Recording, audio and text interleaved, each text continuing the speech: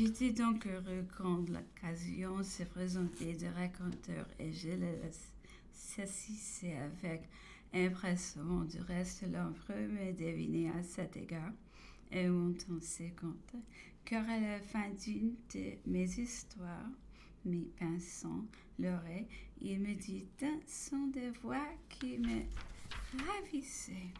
J'ai trouvé dans votre atlas qu'un roi du Nord, ayant été muré dans un cachot, un soldat avait demandé et obtenu de s'y enfermer avec lui pour le désennuyer, soit en le faisant parler, soit en lui racontant mon cher.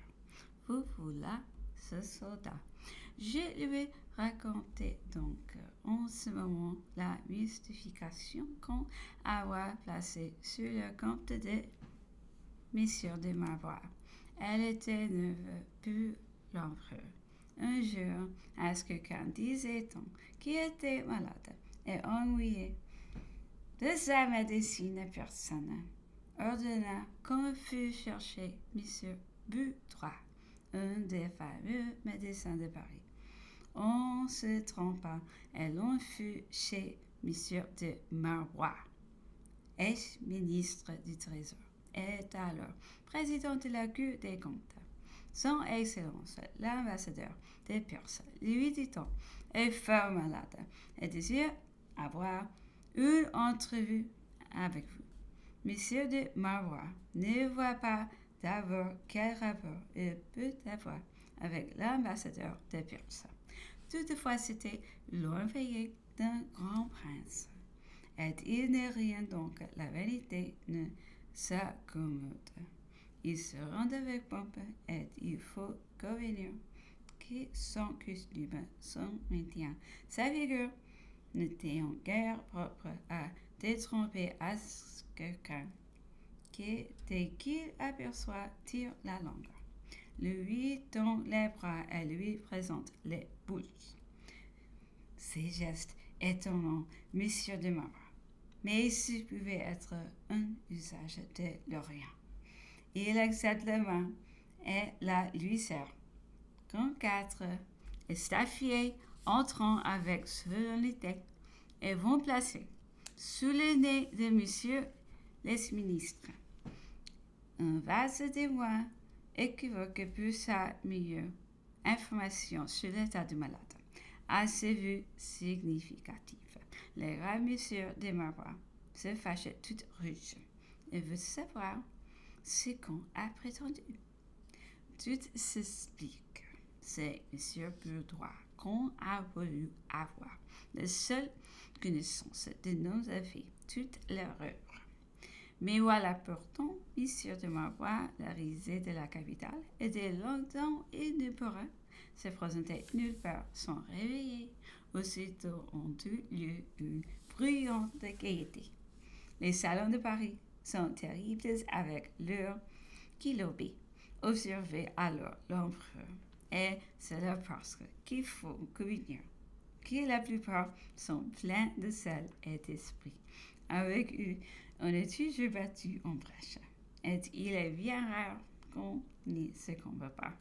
Il est sûr, disais-je, que nous ne respections rien, que nous nous attaquions même aux dieux. Rien de nous était sacré. Et votre majesté suppose bien qu'elle, l'impératrice, n'étions pas épargnée. Ah, je le crois bien, répondit l'empereur. Mais n'importe, racontez toujours. Et bien sûr, on disait qu'un jour, votre Majesté, fort mécontente à la lecture d'une dépêche de Vienne, avait dit à l'impératrice dans sa colère et sa mauvaise humeur, votre père est une ganache. Marie-Louise, qui ignorait beaucoup des termes français, s'adressant au premier courtisan qui lui tomba sur les mains. L'empereur me dit que mon père est une ganache. Que veut dire cela? À cette interpellation inattendue, les courtisans, dans son embarras, balbutièrent que cela voulait dire un homme sage, des poètes, des bons conseils.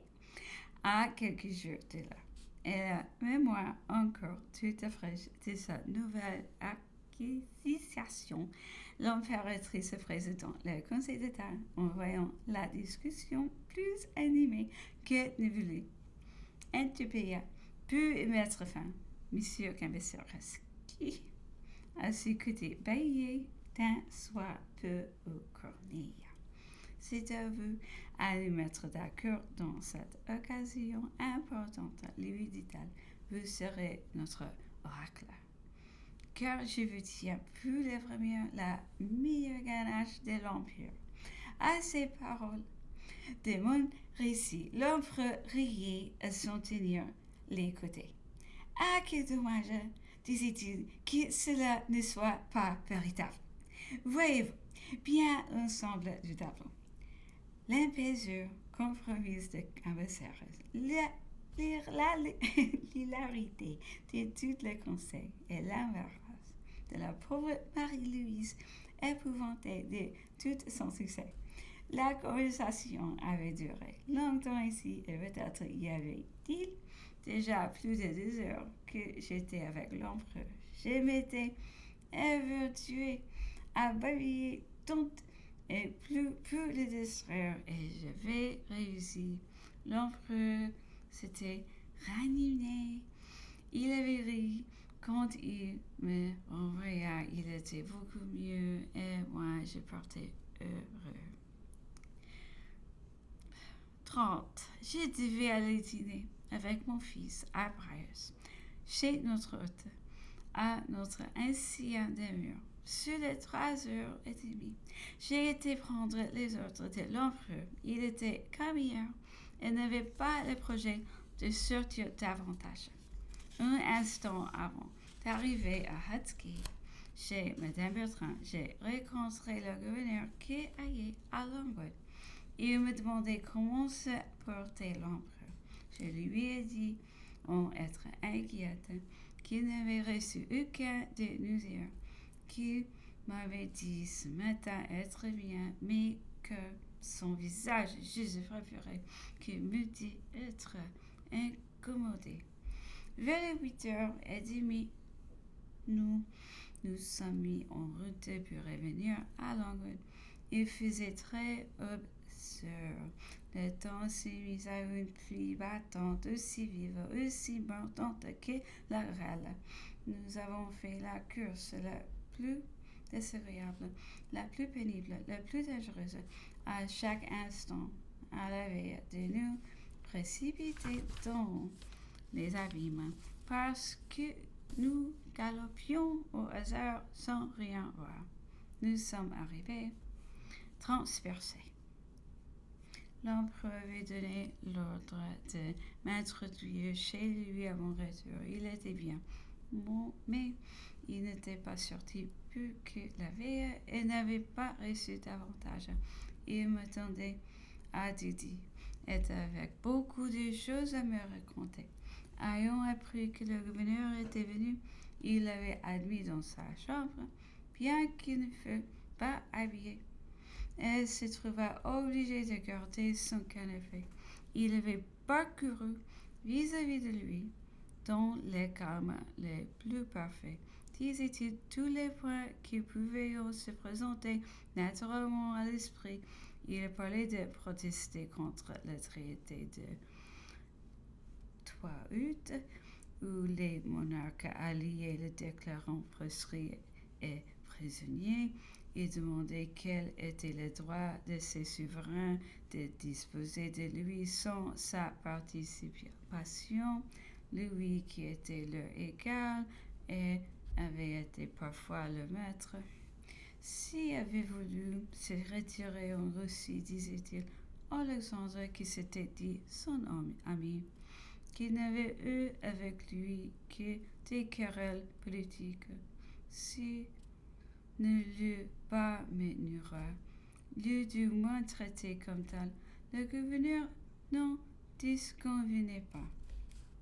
S'il eût voulu, continuait-il, se réfugier en Autriche, l'empereur François, sous peine de flétrissure et d'immoralité ne pouvaient lui interdire non seulement son empire, mais même sa maison, sa famille, dont lui Napoléon était membre.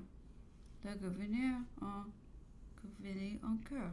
Enfin, si comptant mes intérêts personnels peu quelque chose, lui avait dit, je me fus obstiné à les défendre en France, les armes à la main.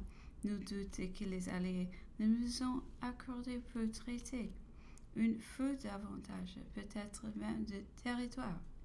Le gouverneur, qui était demeuré longtemps sur les lieux, est convenu positivement qu'il eût obtenu son pain quelque grand établissement souverain. Je ne l'ai pas voulu, avait poursuivi l'empereur.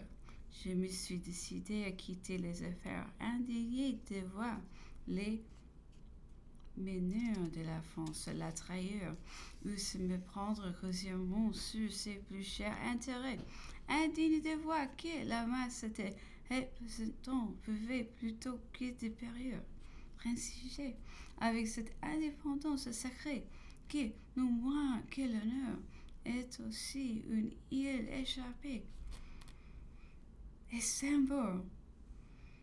Dans cet état des choses, à quoi me suis-je décidé? Quel parti ai-je pris? J'ai été chercher un asile dans un pays auquel on croyait des lois, chez un peuple dont, pendant 20 ans, j'avais été le plus grand ennemi. Vous autres, qu'avez-vous fait? Vos actes ne vous honoreront pas dans l'histoire. Et toutefois, il est une providence vengeresse. Tôt ou tard, vous en porterez la peine. Un long temps ne s'écoulera pas que votre prospérité, vos lois, n'expient cet attentat. Vos ministres, par leur instruction, ont assez prouvé qu'ils voulaient se défaire de moi. Pourquoi les rois qui m'ont proscrit n'ont-ils pas osé ordonner ouvertement ma mort? L'un eût été aussi légal que l'autre. Une fin prompte eût montré plus d'énergie de leur part que la mort lente à laquelle on me condamne. Les calibras ont été bien plus humains, plus généreux que les souverains ou vos ministres. Je ne me donnerai pas la mort. Je pense que ce serait une lâcheté. Il est noble et courageux de surmonter l'infortune. Chacun ici-bas est tenu à remplir son destin. Mais si l'on compte me tenir ici, vous me la devez comme un bienfait, car ma demeure ici est une mort de chaque jour. L'île est trop petite pour moi, qui chaque jour faisait 10, 15, 20 lieues à cheval. Le climat n'est pas le nôtre. Ce n'est ni notre soleil, ni nos saisons. Tout ici respire un ennui mortel. La position est désagréable, insalubre. Il n'y a point d'eau. Ce coin de l'île est désert. Il est repoussé. Ses habitants